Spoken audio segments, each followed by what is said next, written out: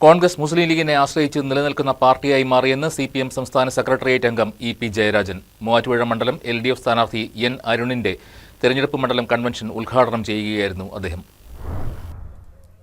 കേരളത്തെ ഇന്നത്തെ കേരളമാക്കി വളർത്തിയത് ഇടതുപക്ഷ സർക്കാരാണെന്നും ഇതിൽ കോൺഗ്രസിന് ഒരു പങ്കുമില്ലെന്നും സിപിഎം സംസ്ഥാന സെക്രട്ടേറിയറ്റ് അംഗം ഇ.പി. ജയരാജൻ മൂവാറ്റുപുഴയിൽ പറഞ്ഞു. മൂവാറ്റുപുഴ മണ്ഡലം എൽ.ഡി.എഫ് സ്ഥാനാർത്ഥി എൻ. അരുണിന്റെ തെരഞ്ഞെടുപ്പ് മണ്ഡലം കൺവെൻഷൻ ഉദ്ഘാടനം ചെയ്യുകയായിരുന്നു അദ്ദേഹം. കോൺഗ്രസ് മുസ്ലിം ലീഗിനെ ആശ്രയിച്ച് നിലനിൽക്കുന്ന പാർട്ടിയായി മാറിയെന്നും മുസ്ലിം ലീഗിനെ ചാരിയാണ് കോൺഗ്രസ് മുന്നോട്ട് പോകുന്നതെന്നും ഇ.പി. ജയരാജൻ കൂട്ടിച്ചേർത്തു. വികസന പദ്ധതികളെ പൊളിക്കാൻ നടന്നവരാണ് കോൺഗ്രസ്. കിഫ്ബിയെ തകർക്കാൻ സുപ്രീംകോടതിയിൽ കേസ് കൊടുത്ത കോൺഗ്രസ് ഏത് വികസനത്തെയാണ് മുന്നിൽ കാണുന്നതെന്നും ജനങ്ങളുടെ അടിസ്ഥാന സൗകര്യങ്ങൾ വിപുലീകരിച്ച് പരാധീനതകൾ പരിഹരിക്കാനാണ് എൽ.ഡി.എഫ് സർക്കാർ പദ്ധതികൾ നടപ്പിലാക്കിയതെന്നും അത് ഇനിയും മുന്നോട്ട് കൊണ്ടുപോകണമെന്നാണ് ഇടതുപക്ഷത്തിന്റെ ലക്ഷ്യമെന്നും അദ്ദേഹം കൂട്ടിച്ചേർത്തു.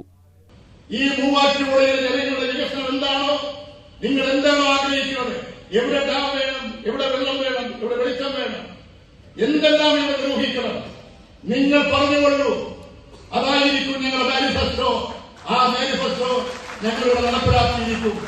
സ്ത്രീകൾ ഉൾപ്പെടെ തൊഴിൽ രഹിതർ ഇല്ലാത്ത, ഭവനരഹിതർ ഇല്ലാത്ത, ദരിദ്രരില്ലാത്ത കേരളം, അതാണ് പുതിയ കേരളത്തിന്റെ സൃഷ്ടിക്കായി എൽ.ഡി.എഫിന്റെ ലക്ഷ്യമെന്നും എൽ.ഡി.എഫിന്റെ കരുത്തും ശക്തിയും ദുർബലപ്പെട്ടാൽ ന്യൂനപക്ഷങ്ങൾ ഉൾപ്പെടെ എല്ലാ വിഭാഗം ജനങ്ങളും കടുത്ത വേദന അനുഭവിക്കേണ്ടി വരുമെന്നും ഇ.പി. ജയരാജൻ പറഞ്ഞു. CPM area secretary Aneesh Mathew യോഗത്തിൽ അധ്യക്ഷനായി. സ്ഥാനാർത്ഥി എൻ. അരുൺ, മുൻ എം.എൽ.എമാരായ ഗോപി കോട്ടമുറിക്കൽ, ജോണി നെല്ലൂർ, ബാബു പോൾ, പി.സി. ജോസഫ്, എൽദോ എബ്രഹാം, എൽ.ഡി.എഫ് നേതാക്കളായ ഇ.കെ. ശിവൻ, പി.എം. ഇസ്മായിൽ, കെ.എൻ. സുഗതൻ, ജോളി പൊട്ടയ്ക്കൽ, സജി ജോർജ്, അഡ്വക്കേറ്റ് ഷൈൻ ജേക്കബ് തുടങ്ങി ഒട്ടേറെ പേർ സംസാരിച്ചു.